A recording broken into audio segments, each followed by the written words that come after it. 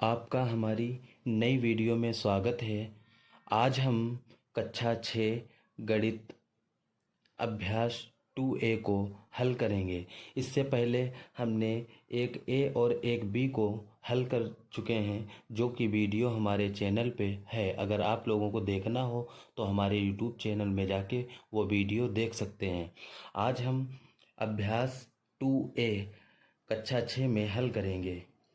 इसमें अभ्यास 2A में 5 क्वेश्चन दिए गए हैं। इन पांचों को हम इस वीडियो में हल करेंगे। सबसे पहला क्वेश्चन है, सबसे छोटी पूर्ण संख्या बताइए। तो सबसे छोटी पूर्ण संख्या होती क्या है, चलिए हम कॉपी पे ले जाके आप लोगों को बताते हैं।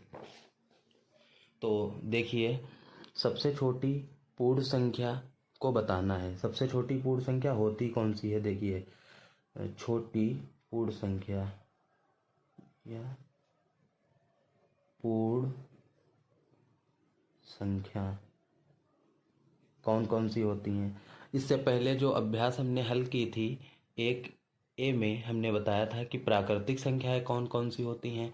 आज हम बताएंगे पूर्ण संख्या और सबसे छोटी पूर्ण संख्या क्या होती है। तो पूर्ण संख्या हमारी जो होती है वो 0 से शुरू होती है। 0, 1, 2, 3, 4 डॉट डॉट अनंत तक होती हैं। ये अनंत तक होती हैं, अनंत तक होती हैं ये हमारी। सबसे छोटी पूर्ण संख्या इसमें कौन सी है, सबसे पहले 0। अच्छा, प्राकृतिक संख्या हमारी शुरू होती है 1 से, लेकिन पूर्ण संख्याएं शुरू होती हैं 0 से। तो इसमें सबसे छोटी पूर्ण संख्या कौन सी हो जाएगी, 0। तो इसका राइट आंसर, मतलब सही आंसर आ जाएगा 0। चलिए हम नेक्स्ट क्वेश्चन पे चलते हैं, जो दिया है, संख्या रेखा पर निम्नांकित पूर्ण संख्याओं को प्रदर्शित कीजिए। तो अब ये एक संख्या रेखा खींचना है और उस पर जो इस पे दी हैं संख्याएं, ये निरूपित करना है, प्रदर्शित करना है। देखिए, 0, 1, 2, 3, 4, 5, 6। तो चलिए हम स्केल की सहायता से आपको बताते हैं कैसे निरूपित करना है।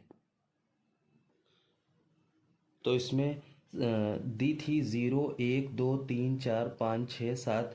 ये जो है संख्या रेखा पर प्रदर्शित करना था। अब तो हमने एक स्केल की सहायता से एक लाइन खींच ली है हमने, और इस पे 0 से 1 से 7 तक हमने संख्याएं डाली हैं। अगर हम इसके इधर साइड में जो माइनस वाली गिनती होती हैं वो हमारे होती हैं दाहिनी ओर, और जो ये प्लस वाली संख्याएं होती हैं ये हमारे बाईं ओर होती हैं। इस सवाल को हम आगे भी और डीपली समझाएंगे। इसके बाद नेक्स्ट क्वेश्चन है, 3 क्रमागत पूर्ण संख्याओं में पहली और तीसरी का योगफल 28 है, तो संख्याएं ज्ञात कीजिए। पहली, देखिए यहाँ सवाल को समझिए, पहली और तीसरी संख्याओं का योगफल 28 है।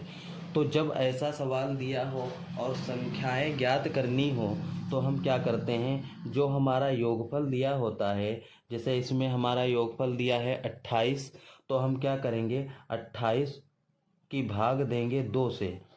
तो 2 से जब हम भाग देंगे तो 2 एकम 2, और ऊपर देंगे तो 2 एकम 2, 8 बचेगा, 2 चक्कू 8।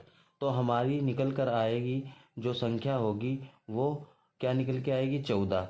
तो यहाँ पे लिख देंगे हम बीच वाली संख्या, बीच वाली संख्या, बीच वाली संख्या हमारी क्या निकल के आई, 14। अब पहली इससे पूछे तो क्या होगी, 14 से पहले कौन सी आती है, 13। अब 14 के बाद वाली पूछे तो क्या आएगी, 15। इसका रही सही आंसर यही होगा।